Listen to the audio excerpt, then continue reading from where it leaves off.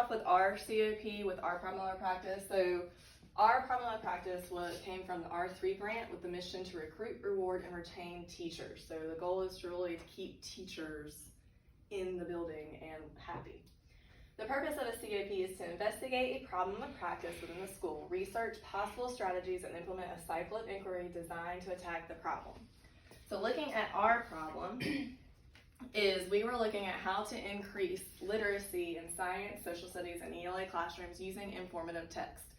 And really we focus on informative text because that's something that the students are going to need in school and out of school, and that will help increase their literacy the most, like when it comes to cooking and reading directions, or filing their taxes, or signing a lease for a house. All of that is informative text that they don't know how to read or how to understand. So our research question was, in what ways can our COP differentiate our strategies, interventions to reach students who struggle with processing informational text? So one of our first meetings that we did was to examine the concepts of differentiation and literacy. So what exactly did it mean to differentiate, and what does literacy mean? And how can we measure literacy?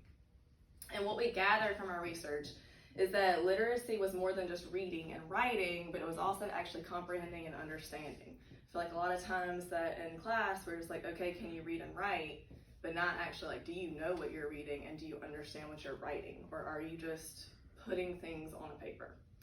So we were looking at what it really meant to be able to comprehend and understand the literacy. So how did we do this? We did a couple of things based off our research. We found that giving them a range of text, so not just reading one particular form of nonfiction, like about a certain content, but actually looking at recipes. Let's look at a recipe and see if we can understand how to make the recipe. Let's look at a news article. Can we understand what this news article is talking about? So giving them different types of text, not just the same cookie cutter form. And have them read a lot. Like they should be reading all the time, every day. Even if it's just reading a quick little paragraph, or if you read like we said earlier, just instructions to something, having them read all the time. And use text to do things like create a summary, list of adjectives, come up with rhyming words, etc. So not just having them read, but interact with the text. So if they read something, have them do something with it so they're actually using it and able to comprehend what they're reading. Okay. So we have some data. So, talking about data, we went over using all of these strategies, and the initial data that we decided to narrow our focus to was to give pre and post tests to students using a particular strategy for informational text.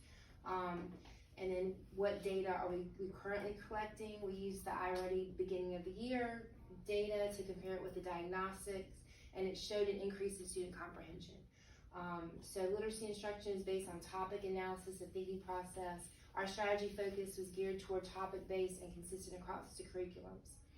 How did we collect the data? With iReady diagnostics, and the research that have informed it was the beginning of our COP of the year. We went over different ways to assess reading besides testing, and we implemented some of those ways for the students. And by pre-testing and post-testing, we looked at the data to see if those particular strategies had actually worked.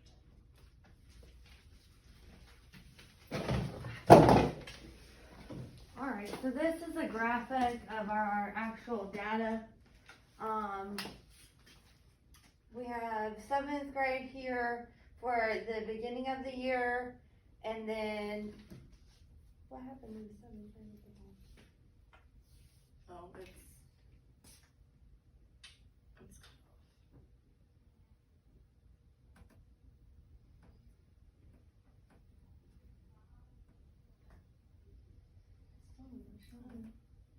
Anyway, so what the data showed us is that there was a 20% increase between the beginning of the year, iReady diagnostic data to the end of the year, diagnostic data from iReady. And then we also looked at how grammar instruction can also increase literacy, understanding how the words flow and work together, and similarities and connections. And then It's to increase student literacy diagnostic scores by 20% from the beginning of the year to the middle of the year, and 35% by the end of the year compared to the beginning of the year, which we did do that. And you can see based off of our data that, yeah, that was all.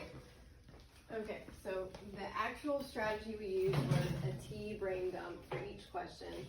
So for each question, the students would write down TEA, which is topic, evaluate, analyze. For the topic, they have to pick out the topic of the question so they know exactly what they're trying to find the answer to. For evaluate, they had to create or write a sentence explaining, why the topic is what it is and how we're going to get to the answer. And then A for analyze was their final answer. So this kept them organized, and it gave them a reason, like I'm not just going to pick C for my answer just because. It really gave them more directive on how to answer the questions. So how we used it to aid our students during assessments. That could be quizzes, tests, or even district and state tests. T, increased our understanding of the question in order to navigate to the correct answer. And the strategy slows the students down so they're not rushing, just check, check, check. I got the answer, I've written something down, and it keeps them organized. So how it's going, Miller, Emery, and Cyrus used T in science and ELA for 8th grade, and they determined that they liked the consistency across the board. So I think if we start this, 6th grade and move vertically up, and everybody knows what T is, then by 8th grade, they're gonna have it down pat. Mayo and Eason also utilized T strategy in their classrooms. And for me, when I used it, I noticed an increase immediately from scores from using the strategy. And then they struggled the most with evidence, especially 6th graders. I don't think they understood why they had to find evidence of what the topic was. So that's something that I think we're gonna look at in the future and how to fix it.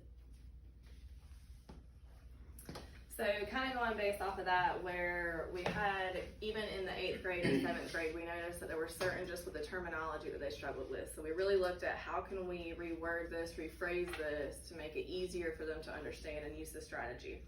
So Emily came up with C. So we looked at simplify, evidence, and evaluate to kind of change it, and then that way, the acronym, they can see the answers and kind of go that way. So this was one thing that we were going to take to the future and try for next year to help them see the answer for understanding. We also noticed that evidence was one that they struggled with all throughout with 6th, 7th, and 8th. So that was one thing that we looked at. Well, maybe we need to look at in our classes, students really looking at what does evidence mean and how do we find evidence if that's a struggle that they're going through vertically through all 3 years. Is that what can we do to help them? How do I identify why this is what we're doing? So the why behind the topic. So we're going to look at ways to tweak this to make it more efficient for our students and help them with their testing and their reading and their comprehension. And that's it. Any questions? Well, thank you guys for your time. We will now pass the torch to